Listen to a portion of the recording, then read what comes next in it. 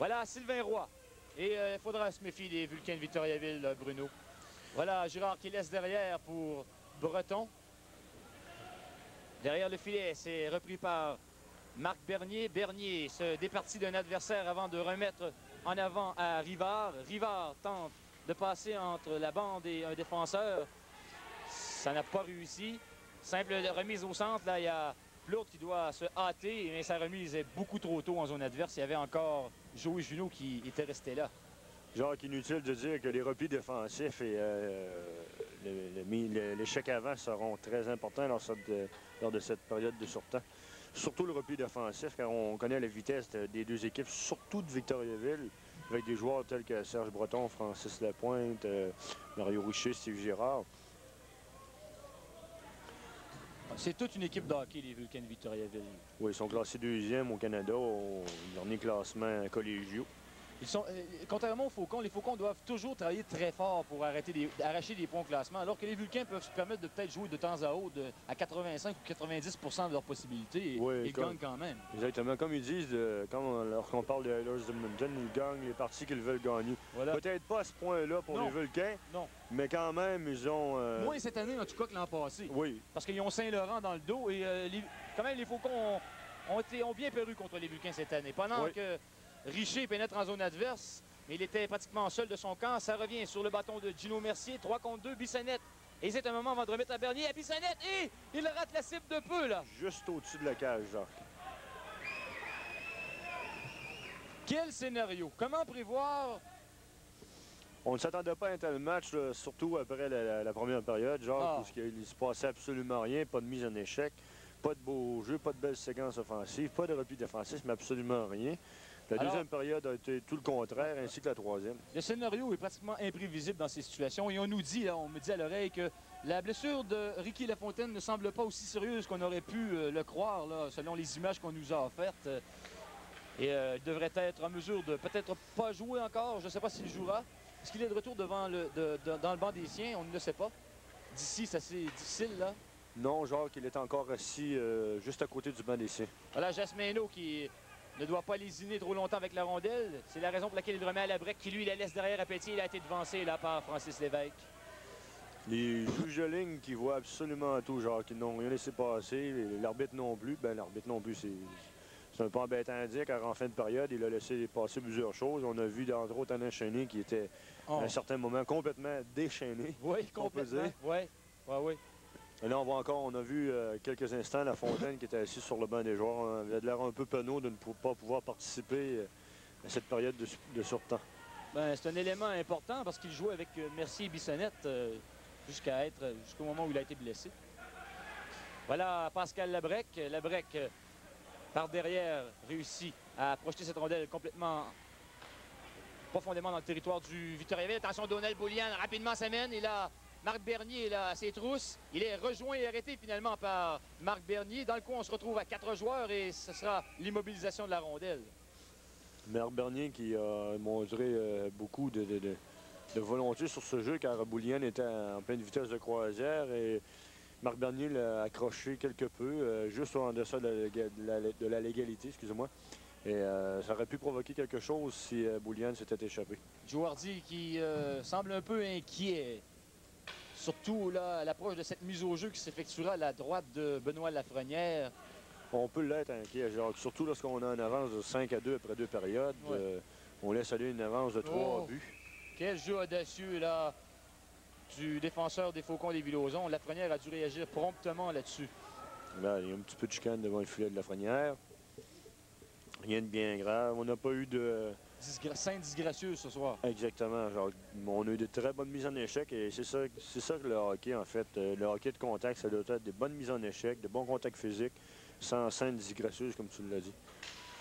Là, c'était Lapointe à la mise au jeu. Il a remporté cette mise au jeu et on se retrouve profondément dans le territoire du Lévis-Lauzon. Là, il y a Nélis qui a eu maille à départir avec le petit numéro 10, Serge Breton, qui est très combatif ce soir. Et là, les Vulcains qui ajustent leur tir en ce moment, il faudra se méfier. Hein?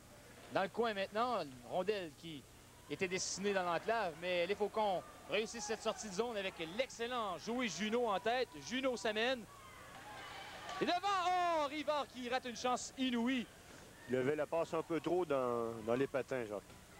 Rondelle perdue au centre, repris par Normand Nélis. Nélis, promptement, pénètre en zone adverse, le long de la rampe. Et là, il a été accroché par Girard. Il s'est peut-être aidé là-dessus, par exemple. Et là, c'est le contre-attaque 3 contre 1. Attention, Boivin. Oh, quel beau jeu là de Jasmino qui a coupé cette passe au tout dernier moment. Il a tiré le bâton et c'était fait. Contre-attaque là du Lévis-Lauzon. Rondelle qui se retrouve sur le bâton de Francis Lapointe, oui. Et rapidement, là, c'est Rivard qui rate complètement sa passe. On se retrouve au centre. Sylvain Roy maintenant. Le voilà, il décampe. Oh! Il était attendu par 2 faucons là-dessus. Et c'est toute une pièce, Sylvain Roy. Oui, et Jasmino aussi, ça faisait beaucoup de poids là-dessus. Contre-attaque là, de Gino Mercier. Mercier a voulu remettre à son coéquipier là-dessus, Martin Moisan, mais on avait bien prévu la manœuvre. Boivin du revers et je te jure que les joueurs des Vulcains sont surveillés de très près. Ça prend Jacques. Oh, belle pièce ici. Attention, voici Martin Moisan, je crois. Moisan qui... on a très peu vu dans ce match, mais chaque fois qu'il était là, il se produisait quelque chose. Le voici maintenant, le numéro 26, Sabourin, au centre. Harcelé par Nélis. Réussit néanmoins à pénétrer en zone adverse. Et là, il évite une mise en échec là, du Lévis-Lauzon. Et là, ça lui permet de presque contourner le filet. Et au dernier moment, on le ramène dans le coin. Attention, c'est Lebeau. Lebeau s'amène seul dans l'enclave. Et Nélis a bien réagi là-dessus. Les Vulcains dominent cette période de prolongation. Excuse, Jacques. C'est Gingras. Oh, il y a de l'action, mais là, les Faucons sont embouteillés. Voilà pourquoi. C'est Normand Nélis qui dégage jusqu'à l'autre bout, ou plutôt Bissonnette. Et ça, c'est pas vraiment une bonne stratégie à employer. Et Jacques, on va effectuer des changements du côté des Faucons. Il fallait vraiment que Bissonnette fasse quelque chose dans ce sens-là parce que les joueurs semblaient fatigués, brûlés.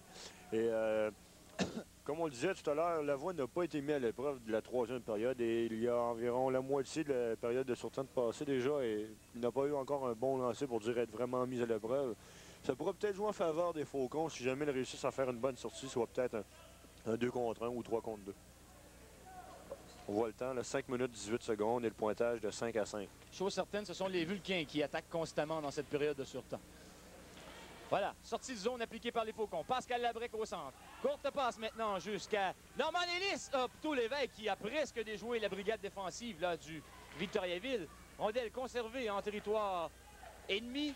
Et le long de la rampe, c'est repris par Francis Lapointe au centre.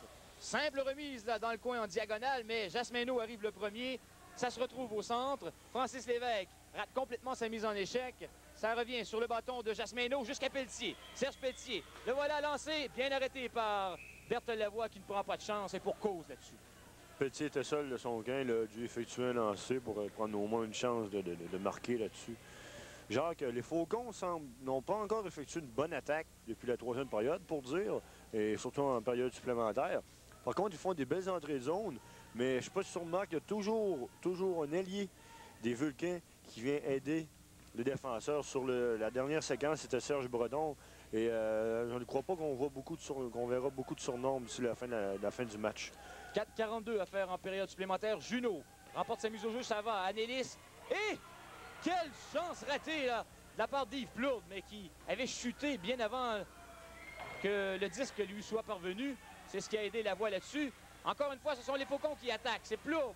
Et finalement, dégagement des Vulcains, contre-attaque de ceux-ci, avec en tête le numéro 15, Marc-André Duclos.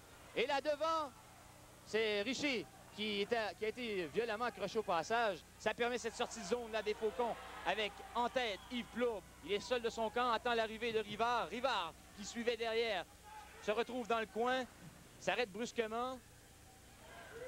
Moins de 4 minutes, exactement plutôt 4 minutes à faire. Et on va reprendre à la gauche de Berthold Lavoie. Quelle fin de match époustouflante. Je ne sais pas si les spectateurs ont l'occasion de remarquer ça, mais lorsqu'il y a une mise en échec, ça frappe et ça frappe dur. Genre. Les joueurs s'arrêtent complètement dans la bande et on y va pas de main morte. Donc 4 minutes à faire avec le pointage de 5 à 5. Mise au jeu à la gauche de Berthold Lavoie. Voilà ce qui est arrivé sur le dernier jeu raté de peu par les Faucons. Oui, Plourde a tout donné ce qu'il pouvait là-dessus, mais dans la position dans laquelle il était. Jasmino lance et bien arrêté par Lavoie qui, expérimenté comme il est, s'est arrangé pour faire sortir cette rondelle là, de la patinoire et on va reprendre du même endroit avec les mêmes joueurs.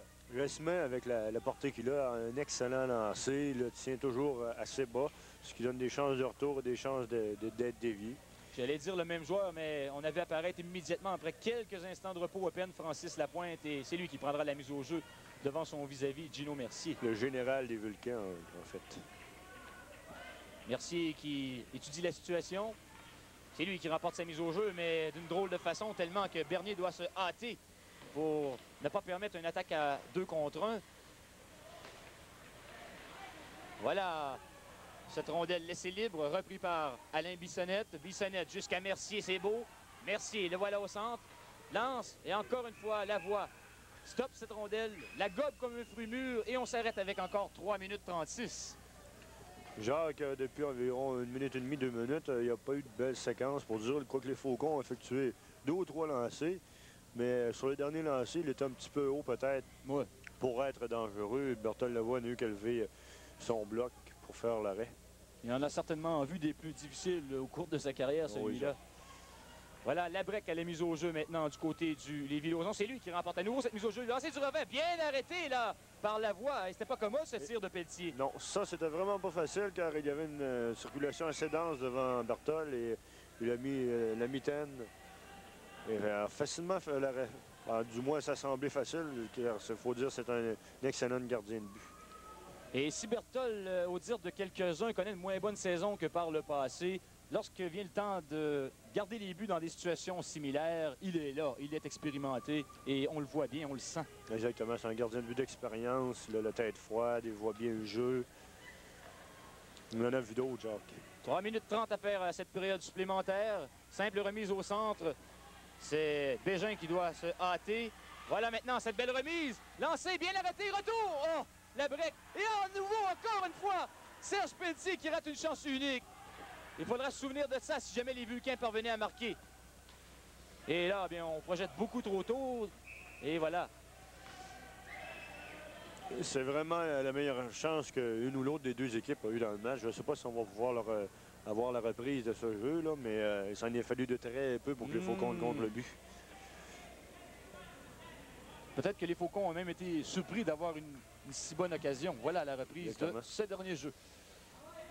Entrée de zone, le lancer qui n'a pas été facile pour Berthold. Et c'est là, justement, je crois que c'est un lancer de Plourde qui a donné un petit peu de difficulté à Berthold. Moins de 3 minutes à faire dans le match. Bernier qui, encore une fois, projette trop tôt en zone adverse. Junot y était et on va reprendre en zone neutre cette fois. Eh bien, je suis à court de superlatifs. Ce fut, quoi qu'il arrive, ce fut un match de hockey excitant au possible. Oui, Jacques. Bien joué. Et si la première ne nous avait pas gâtés, là, vraiment.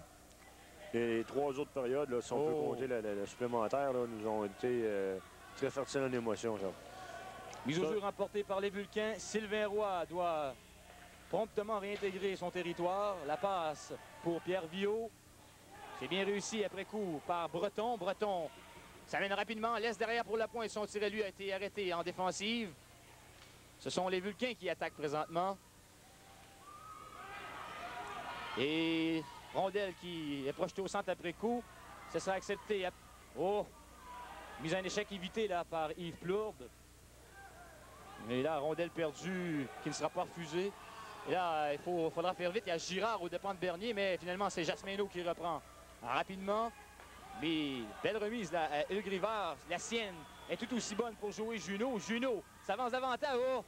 C'était bien pensé pour Rivard. Et Rivard, cependant, a été accroché au passage. On ne laisse pas trop d'espace de manœuvre au Faucon. Contre-attaque de Boivin avec en tête le numéro 15, Marc-André Duclos. Duclos s'amène en zone adverse. Se retourne sur lui-même. Oh, la rondelle qui s'en va à Gingras. Et à nouveau, oh! Et quelle chance en or ratée par les Vulcains de Victoriaville cette fois. Avec encore 1,44 à faire au match. Attention, encore une fois Gingras pour Richer. Il lance. Et attention là, il était moins une pour les Faucons. Empilade devant le filet de Lafrenière. 1,39 à faire au match. Oui, les Faucons qui s'en ont clairés là-dessus, là, à 2 reprises, entre autres. Là. surtout sur ce jeu, là, si on se rappelle bien, le 5e but des Vulcains a été compté lors d'un jeu similaire. La rondelle était perdue un peu dans les patins des joueurs. Et puis, finalement, un joueur des Vulcains s'en est emparé. Et l'a fait pénétrer dans le filet. Ça aurait pu être dangereux, ce jeu. La mise au jeu se fera donc à la gauche de Benoît Lafrenière avec 1 minute 39 à jouer dans le match. Il a été très occupé, ce Lafrenière, au cours des 2 dernières périodes. En fait, la 3e et la période de surtemps. Oui, Jacques, contrairement à Berthold Lavoie, quoique il a dû effectuer 2 ou 3 bonnes arrêts, Berthold, lors de la dernière séquence des Faucons. Et là, on déplace la mise au jeu de son endroit initial, je crois. Ou non, il y a temps d'arrêt plutôt. Et là, on voit l'assistant gérant Marc Breton. Voilà. Victoriaville qui demande ce temps d'arrêt avec 1:39 à faire. Mise au jeu importante là, dans le territoire des Faucons. On discutera très certainement de la stratégie à employer. Et ça pourrait se résumer à Lapointe, Boivin, Richer et compagnie. Possiblement aussi Serge Breton. Ouais. Serge Breton, qui est, comme on le disait tout à l'heure, un produit de la région de Québec, de Saint-Romuald, si je ne me trompe. Il en est à sa première année. Et lorsque j'ai eu l'occasion de discuter avec Alain Chenet, il me disait qu'il était très satisfait des services de Serge Breton. Et comme on l'a vu ce soir, il jouait régulièrement en compagnie de Richer et de Lapointe. Ouais. Donc, pour jouer en compagnie de ces deux joueurs-là, Breton doit effectuer quand même un excellent travail et plaire énormément à Alain Chenet. C'est un petit marchand de vitesse, un bon joueur de hockey. Il a beaucoup de potentiel et je crois que ça pourrait être une des vedettes des Vulcains dans les années à venir. On encourage Benoît Lafrenière qui a gardé un excellent match encore ce soir. Lorsqu'il vient le temps de remplacer Martin Guy, celui-là, il est plus souvent qu'autrement, eh bien, il répond bien à l'appel. Oui, jusqu'à présent, Jacques, il a toujours donné de bonnes performances. Remporté par Boivin, Roy qui voit son tir arrêté en défensive. Jasmin tente de mettre la main sur ce disque. C'est rien de facile. La break est épinglée le long de la clôture. C'est qui... Oh, attention, là. Charge dangereuse là, des Vulcains. Finalement, cette rondelle se retrouve dans le coin. Et la break, encore une fois, épinglée une deuxième reprise. Ça permet à Richer de reprendre le disque. Contourne le filet. Il a bernier sur le dos et une rondelle. Oh, et là, il y a Lafrenière qui a été blessé là-dessus. Coup de bâton certainement accidentel. Avec 1 minute 15 à faire dans le match, Jacques. Donc, on se dirige, malgré le temps qu'il reste, lentement mais sûrement vers un match nul. On va attendre ce qu'il peut. Il peut s'en passer beaucoup de choses en 1 minute 15 secondes, genre comme on le sait. Les Faucons, juste à prendre comme exemple, qu'ils ont compté 2 buts en moins d'1 minute en début de deuxième période. Ouais. On va reprendre à la droite. C'est Francis Lapointe, la mise au jeu. Ça y a rien de surprenant. Parfois au centre, parfois au point d'appui.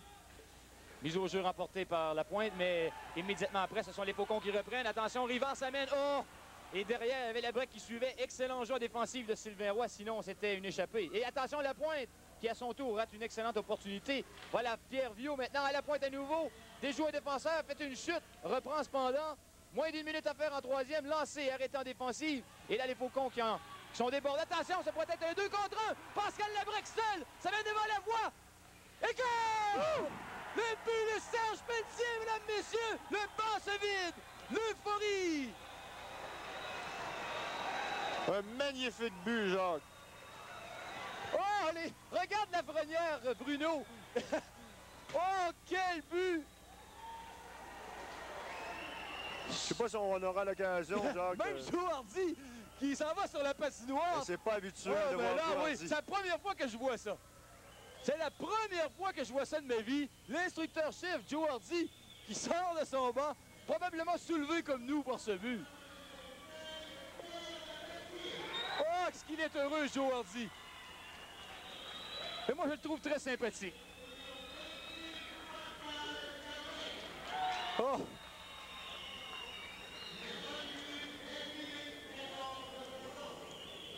Oui, j'avais presque oublié qu'on était en période de surtemps. Exactement, donc.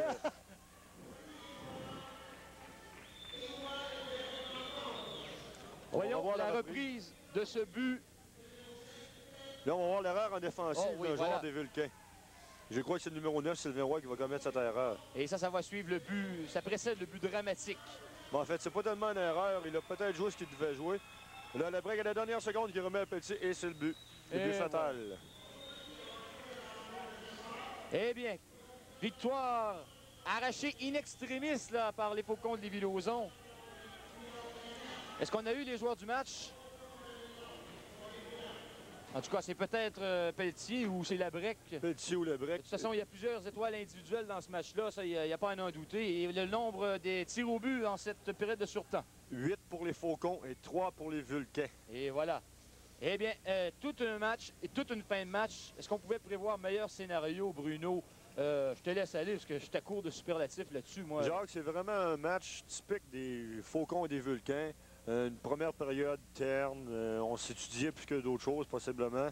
Et contrairement à ce qu'on s'attendait, la deuxième période était fertile, la troisième aussi, du côté plutôt des Vulcains. Par contre, la troisième période avait été tout à l'avantage des Vulcains. Et comme ça arrive souvent, c'est pas toujours l'équipe qui domine qui gagne. Alors Bruno, c'est tout le temps qu'on a, étant donné la longueur de ce match. Merci d'avoir été là. Et au nom de toute l'équipe, j'espère que le reportage vous a plu. C'est Jacques Fontaine qui vous dit au revoir et à la prochaine.